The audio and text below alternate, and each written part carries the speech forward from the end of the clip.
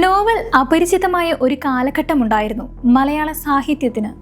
കാവ്യങ്ങളും ഇതര കഥാജ്ഞാന രീതികളും സമ്പന്നമാക്കിയിരുന്ന മലയാള സാഹിത്യ ചരിത്രത്തെ നോവൽ എന്ന അധ്യായം കൂടി എഴുതി ചേർത്ത് സമ്പൂർണമാക്കിയത് ഇന്ദുലേഖ എന്ന കൃതിയാണ്.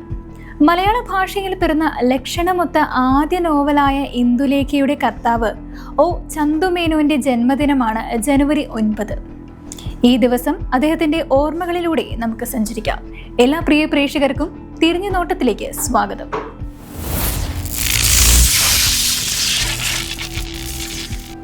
ഒറ്റ നോവൽ കൊണ്ട് തന്നെ മലയാള സാഹിത്യ ചരിത്രത്തിൽ സമുന്നത സ്ഥാനം നേടിയ എഴുത്തുകാരനാണ് ഒയ്യാരത്ത് ചന്തുമേനോൻ എന്ന ഒ ചന്തുമേനോൻ.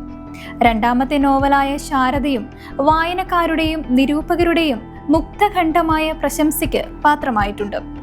ചന്തുമേനോന് ശാരദയുടെ 1-ാം ഭാഗം മാത്രമാണ് എഴുതാൻ സാധിച്ചിരുന്നുള്ളൂ. 1847 ജനുവരി 9 കണ്ണൂരിൽ ഇടപ്പടി ചന്തു നായരുടെയും കൊടുങ്ങല്ലൂർ ചിറ്റെഴുത്ത് ഭവനത്തിലെ പാർവതി അമ്മയുടെയും മകനായാണ് ഒയ്യാരത്ത് ചന്തുമേനോൻ എന്ന ഒ ചന്തുമേനോൻ ജനിച്ചത്. 2 പെൺമക്കളും 3 ആൺമക്കളും ഉള്ളതിൽ ഇളയ മകനായിരുന്നു ചന്തുമേനോൻ. ചന്തു നായർ കുറുമ്പ്രനാട് താലൂക്കിൽ നടുവണ്ണൂരിൽ താമസിച്ച് അവിടുത്തെ തഹസിൽദാറായി ജോലി നോക്കുന്ന സമയത്തായിരുന്നു ചന്തുമേനോന്റെ ജനനം. അവിടെ നിന്ന് കോവിൽക്കണ്ടിയിലേക്ക്, അതായത് ഇന്നത്തെ കൊയിലാണ്ടി, അവിടേക്ക് ചന്തു നായർക്ക് സ്ഥലം മാറ്റം കിട്ടി. അവിടെ കോതമംഗലം ക്ഷേത്രത്തിനടുത്തുള്ള വീട്ടിലായിരുന്നു ചന്തുമേനോന്റെ ബാല്യം. വിദ്യാരംഭം കഴിഞ്ഞ് അദ്ദേഹം കോരൻ കുരുക്കൾ എന്ന നാട്ടെഴുത്തച്ഛന്റെ കീഴിൽ പഴയ സമ്പ്രദായത്തിൽ പഠിച്ചു.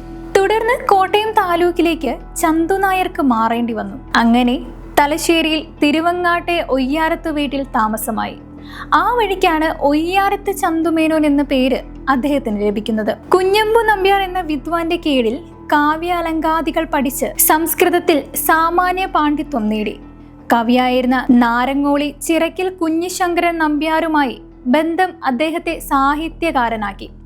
ചന്തു നായർക്ക് വീണ്ടും കോവിലണ്ടിക്ക് സ്ഥലം മാറ്റമുണ്ടായപ്പോൾ അവിടുത്തെ ഒരു ഇംഗ്ലീഷ് സ്കൂളിൽ ചേർന്ന് പഠിച്ചു. അക്കാലത്ത് സർക്കാർ ഉദ്യോഗസ്ഥർക്ക് ഹിന്ദി ആവശ്യമുണ്ടായിരുന്നതിനാൽ ഹിന്ദി പഠിക്കുവാനും ഏർപ്പാട് ചെയ്തു. പരപ്പനങ്ങാടി മുൻസിഫായിരുന്ന കാലത്താണ് ഇന്ദുലേഖ എഴുതുന്നത്, അതായത് 1889. എല്ലാ ആഘോഷങ്ങൾക്കും പിന്നിൽ രഹസ്യമോ പരസ്യമോ ആയ ചില താല്പര്യങ്ങൾ ഉണ്ടാവും എന്നതുപോലെ തന്നെ എല്ലാ വായനകൾക്കും പിന്നിൽ ചില താല്പര്യങ്ങളുമുണ്ട്. മലയാളത്തിൽ ഏറെ വായിക്കപ്പെടുകയും കൊണ്ടാടപ്പെടുകയും ചെയ്ത കൃതികളുടെ പിൽക്കാല ചരിത്രം പരിശോധിച്ചാൽ നമുക്ക് ഈ ഒരു കാര്യം വ്യക്തമാകും. വായനയുടെ ചരിത്രത്തെ നിർണ്ണയിക്കുന്നതിൽ ഭാവുകത്വപരമായ നവീനത ഒരു മാനദണ്ഡം മാത്രമാണ്. അതിനു പുറമെ മറ്റു പല മാനദണ്ഡങ്ങളുമാണ് പലപ്പോഴും മലയാളിയുടെ വായന സംസ്കാരത്തെ നിർണയിച്ചത്. വിപുലമായി ആഘോഷിക്കപ്പെട്ട നോവൽ എന്ന നിലയിൽ ചന്തുമേനോന്റെ ഇന്ദുലേഖയെ മുൻനിർത്തി മലയാളിയുടെ വായനാ സംസ്കാരത്തെ നോക്കി കാണുവാൻ ശ്രമിക്കുമ്പോൾ ഈ യാഥാർത്ഥ്യം കൂടുതൽ അടുത്തുനിന്ന് കാണാം. അക്കാലത്തെ സാമൂഹിക പശ്ചാത്തലത്തിലുള്ള ഒരു നായർ തറവാടിന്റെ കഥയാണ് ഇന്ദുലേഖയിലൂടെ ചന്തുമേനോൻ പറഞ്ഞത്. കേവലം ഒരു കഥ എന്നതിലുപരി നോവലിലെ സാമൂഹിക രാഷ്ട്രീയ വിവരണങ്ങളും വ്യവസ്ഥിതിയോടുള്ള പ്രതികരണവുമാണ് ഇന്ദുലേഖയിലെ എടുത്തു പറയേണ്ട സവിശേഷതകൾ. അക്കാലത്തുണ്ടായിരുന്ന മരുമക്കത്തായം, ജാതി വ്യവസ്ഥ തുടങ്ങിയ അപരിഷ്കൃതങ്ങളായിട്ടുള്ള സമ്പ്രദായങ്ങളെ ഇന്ദുലേഖയുടെയും മാധവന്റെയും ജീവിതത്തിലൂടെ വരച്ചു കാട്ടുകയാണ് അദ്ദേഹം ചെയ്തത്. നോവൽ എന്ന സാഹിത്യ ശാഖയെക്കുറിച്ച് അധികമൊന്നും കേട്ടിട്ടില്ലാത്ത കേരളത്തിലെ ജനങ്ങൾക്ക് വേഗത്തിൽ മനസ്സിലാകുന്ന തരത്തിലായിരുന്നു ചന്തുമേനോന്റെ ആഖ്യാന ശൈലി.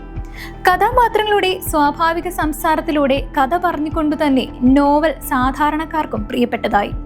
സ്ത്രീകൾക്ക് സമൂഹത്തിൽ ഉന്നമനം വേണ്ടതിന്റെയും പല വേളികൾ കഴിക്കുന്ന സമ്പ്രദായം അവസാനിപ്പിക്കേണ്ടതിന്റെയും ആവശ്യകത വിവരിക്കുന്ന നോവൽ കാലത്തോടുള്ള ചന്തുമേനോന്റെ പ്രതികരണമായിരുന്നു എന്ന് തന്നെ വിശേഷിപ്പിക്കാം. 1882 ചന്തുമേനോൻ കാത്തോളി വീട്ടിൽ ലക്ഷ്മി അമ്മയെ വിവാഹം ചെയ്തു. ചന്തുമേനോന് അനുരൂപയായ സഹധർമ്മിണിയായിരുന്നു അവർ. ഇന്ദുലേഖയുടെ സൃഷ്ടിക്ക് പിന്നിൽ തന്റെ പത്നിയാണെന്ന് ചന്തുമേനോൻ സൂചിപ്പിക്കുന്നുണ്ട്. വലിയ കോയി തമ്പുരാൻ അമരുക ശതകം ഭാഷാന്തരീകരിച്ചതും അവരുടെ നിർബന്ധത്താലാണ്. 5 ആൺമക്കളും 2 പെൺമക്കളുമാണ് ഇവർക്കുള്ളത്. 1892 തന്നെ തന്റെ 2ാമത്തെ നോവലായ ശാരദയുടെ 1-ാം ഭാഗം അദ്ദേഹം പുറത്തിറക്കി. തൊഴിലിലെ മികവിലൂടെ ഗവൺമെന്റിന്റെ റാവു ബഹദൂർ ബഹുമതിക്ക് അർഹനായ അദ്ദേഹം മദ്രാശി സർവകലാശാല നിയമപരീക്ഷകനും കലാശാല അംഗവുമായി സേവനമനുഷ്ഠിച്ചിട്ടുണ്ട്. 1899 ശാരദയുടെ 2ാം ഭാഗം പൂർത്തിയാക്കാതെ ചന്തുമേനോൻ യാത്രയായി. ഇന്ദുലേഖ എന്ന നോവലും ശാരദ എന്ന അപൂർണമായ കൃതിയും മാത്രമേ ചന്തുമേനോൻ രചിച്ചിട്ടുള്ളൂ എങ്കിലും മലയാള സാഹിത്യത്തിൽ എക്കാലവും ഓർമ്മിക്കുന്ന സമുന്നത സ്ഥാനമാണ് അദ്ദേഹത്തിനുള്ളത്.